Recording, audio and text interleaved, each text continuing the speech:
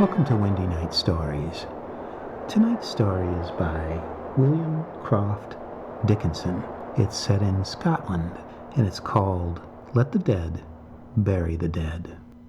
Has an archaeologist any qualms when he is excavating an early burial? Asked McEwen, turning to our professor of prehistory. Do the bones ever give you the creeps? Abercrombie paused before answering. A long pause. Sometimes, he conceded at last. I had a grim experience when I was still a young lecturer, and to be frank, that's why I concentrated on Iron Age forts and for some 20 years left burial severely alone. Tell us more, put in Drummond, settling himself in his chair, and don't spare the gruesome details. Not gruesome, but tragic, Abercrombie replied, and since the whole affair took place some 30 years ago, I see no reason why I shouldn't tell you about it. As I said, I was a young lecturer at the time, a mere beginner, when one day, to my utter surprise, I received a letter from Hawthorne inviting me to help him with the excavation of a small group of early Bronze Age burials on which he was already at work. Naturally, I accepted at once. Hawthorne's name will be known to you. He was a brilliant archaeologist with a European reputation. Here was my chance, but I wish I could have had some foreknowledge of what was to come. I was met at a lonely wayside station. Hawthorne loaded my things into an old army truck, and we drove off. But after his first greeting, I found him strangely silent. My efforts at conversation drooped and dragged. I felt myself chattering and gave up. He's looking much older, I thought, probably doing too much. Hawthorne turned the truck off the main road and followed a rough track across the moor. Mile after mile, and each mile taking us farther into complete isolation in a bleak and desolate land. A white speck appeared in the distance. It was Hawthorne's tent. He stopped the truck beside it, and we clambered out. All around us lay one vast expanse of heather, bog, and tussocky grass, studded here and there with the rough shapes of massive boulders which, in the half-light of the evening, became strangely menacing and looked like huge monsters crouching, ready to spring. A few black-faced sheep moving and nibbling amongst them were oddly reassuring. I shook myself as though wishing to be rid of an uneasy burden. I had no idea you were as isolated as this, I said, glad even of the sound of my own voice. You must have felt pretty lonely. Yes, he answered slowly, and then, suddenly, that's why I asked you to come. Though I need your help, too, he continued quickly. There are possibly 10 or a dozen burials. They all seem to be near the surface, but 2 workers are better than 1. But did you come here all by yourself? I persisted. Surely you had someone with you at the start. I had an idea that he glanced at me sideways and then looked away. There was a perceptible pause. Chalmers was with me for a while. In fact, he came with me. But he had to go away, so I wrote to you. This time I was sure he gave me a quick, almost guilty look before deliberately turning away and walking into the opening of the tent. I'm glad you did, I answered, following him. I've seen 2 or 3 isolated graves, but I've never seen a collective group of them. Is there a stone circle of any kind round them? Anything in the nature of a temenos? They certainly chose a desolate spot for their burials, I continued, looking at the wild expanse all around. Again there was a pause until, turning from the tent, he said, Yes, it is desolate. And the only living soul I've met is a shepherd who comes to see me every day. Every day, I tell you, almost as though wanting to be sure I'm still alive. And I am still alive, he added fiercely. I looked at him in astonishment. I'm sorry, he said, his voice normal again. Nerves. Never suffered from them before. But this place is becoming too much for me. Bring your traps into the tent. When we've had something to eat, I'll make my confession. Did you bring the tinned stuff I suggested? It's all here, I answered. Can I help you with the meal? Where do you get your water? Over there, he said, pointing the way. You'll find a small burn and a pool in which you can dip the can easily. I'll get it for you. He disappeared into the tent and came back with the can. Don't be too long, he cautioned, and then smiled wanly. I'm not afraid of being left alone. Not yet, at any rate. But it's nearly dark already, and if you're too long, you may find yourself floundering in and out of the peat bogs on your way back. I took the can, filled it at the burn, which I found without difficulty, and made my way back. He was awaiting me, standing in front of the tent and holding a lantern which he had lit. It was hardly yet dark enough for me to need the guidance of the light, but I appreciated his thought. "We'll need it for our meal," he said, almost apologetically. "You found the burn all right?" I nodded approvingly. "Come then, we'll get our meal ready." Shown where to find this and where to find that, I half hindered, half helped in the preparations. In due course, however, we were sitting at the table of an upturned box and consuming an excellent supper. The meal over, we filled the dirty pots and pans with the remainder of the water and placed them outside to be washed in the burn on the morrow. We closed the flap of the tent, sat on our respective camp beds, and literally looked at one another. "Do you mind if we have a drink?" he asked, breaking the silence. "It's not become a habit, I assure you, but I think it would help me to tell you the more easily why I asked you to come." He produced a bottle of whiskey and poured out 2 quite ordinary tots. I was relieved to notice their moderation. "Confusion to our enemies," I said, holding up my glass. "And knowledge as to who they are," came his odd response. "And now I'll confess," he continued, putting down his glass and sitting to face me squarely across the upturned box. "I came here over a fortnight ago, intending, as you know from my letter, to excavate this group of early Bronze Age burials. They are referred to in an old local history published about 1820. It was Ross of Aberdeen who gave me the reference, but nobody seems to have thought of excavating them until quite recently. In fact, when I came here, I thought I was going to be the first to open them, but I was wrong." He paused there, took another sip at his whiskey, and paused again, as though wondering how to continue. "It was the shepherd who told me of the other man," he continued. "Apparently last year another archaeologist was here and opened 2 of the graves.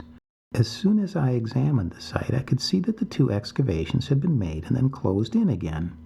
But when, as my first task, I opened these 2 graves, I didn't like them one little bit. Yet in the end I succeeded in persuading myself that this is the middle of the 20th century, that such things don't happen, and that I wasn't going to be put off anyway. You see, when I reopened the first of those 2 graves, it looked exactly as though the burial had been made last year instead of, say, 3,500 years ago. The bones lay in a perfect position, the usual doubled-up posture of a short cyst, with the knees drawn up to the chin, but they lay there in a new grave. The stones lining the grave and covering it were not only in perfect position, but they were new and newly laid. It was a new grave for old bones. There is no possibility of my being mistaken. In some way at which I cannot even guess, those old bones, dried, shrunk, and friable as they were, had been carefully and reverently reburied in a newly made cyst. But who had done it? And why? And how? It was certainly not done by my predecessor on the site. I tell you, he couldn't have done it. It was then that I had my first wild thoughts, which I strove to thrust aside. But can you imagine my thoughts when I reopened my predecessor's second excavation and found that that, too, was a reburial in a newly made grave? You may think you can, but you haven't heard yet what the shepherd said. His voice was rising again. I put out a reassuring hand and said, "Some old wives' tale, I'll be bound, but why let it worry you?"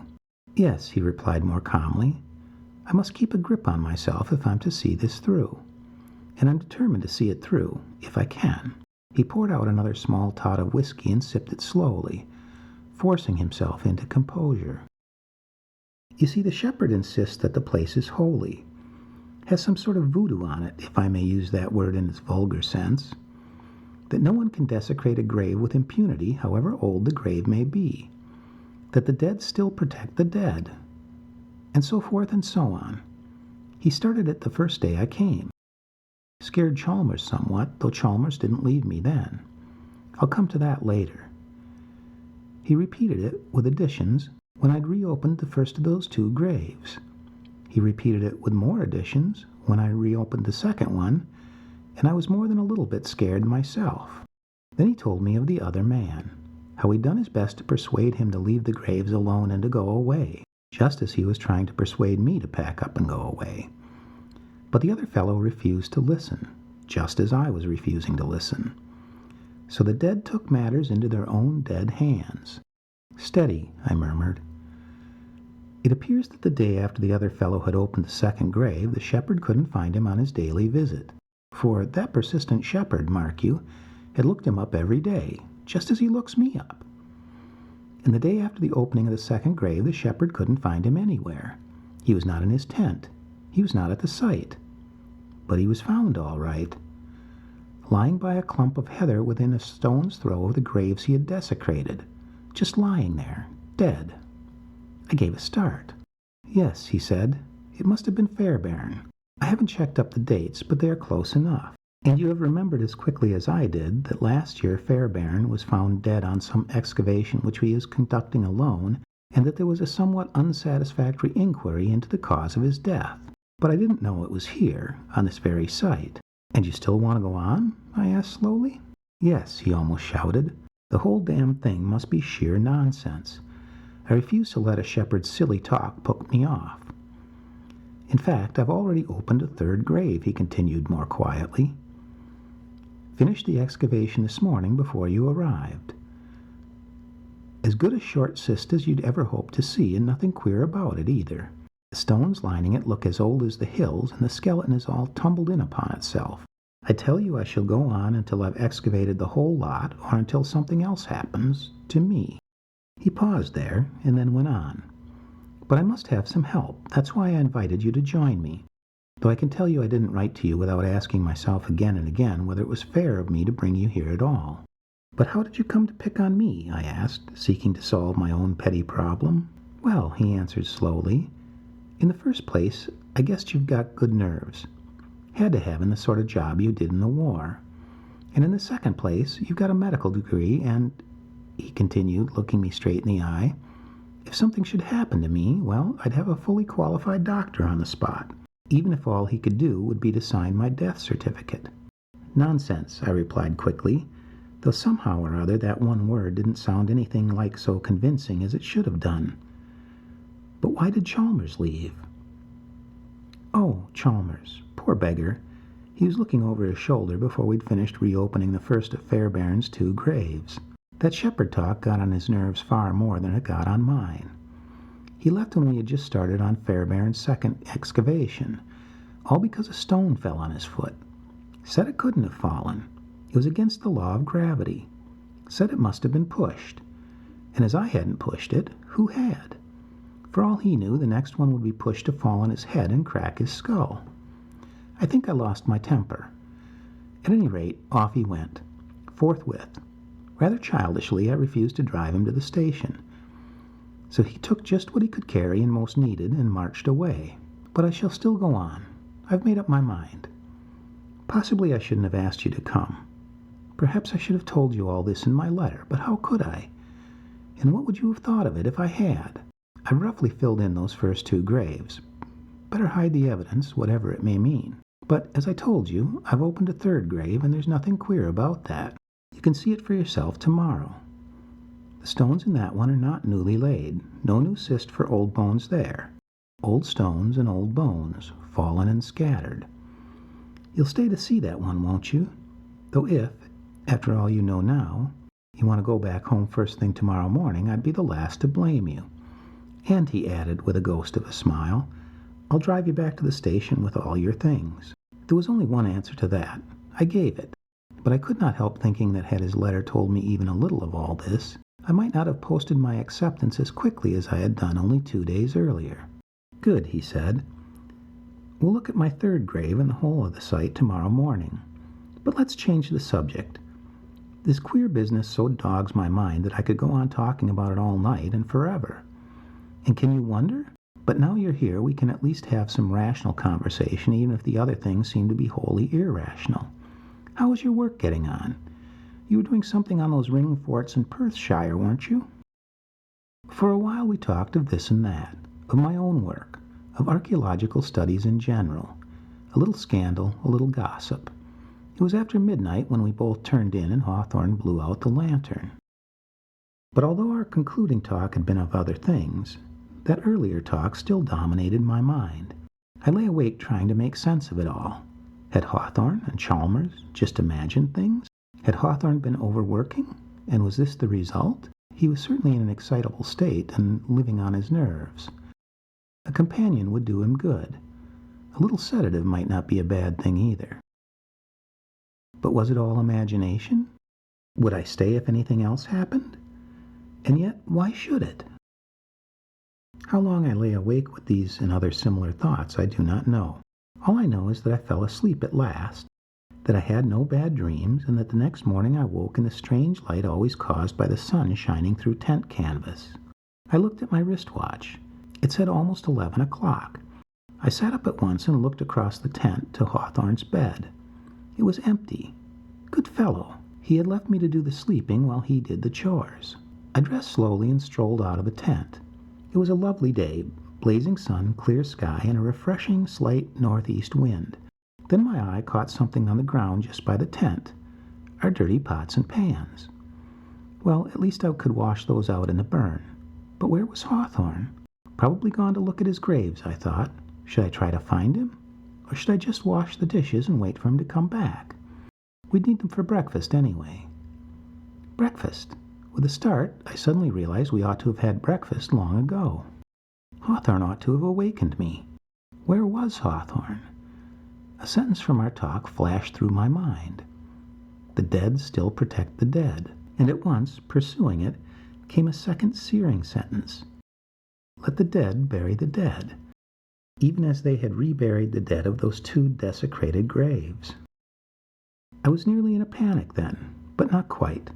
Calling myself a fool and pulling myself together, I decided that I'd be certain to find Hawthorne at his excavation and probably completely oblivious of the time. Well, I'd find him first, and then we'd have breakfast together. But where was his excavation? He never told me last night. I'd need to look for it.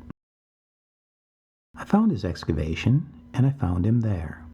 He was lying huddled up beside a newly opened grave, and I knew at once that he was dead. I went down on my knees beside him, but I could find no cause of death. He was unmarked, and his face was serene.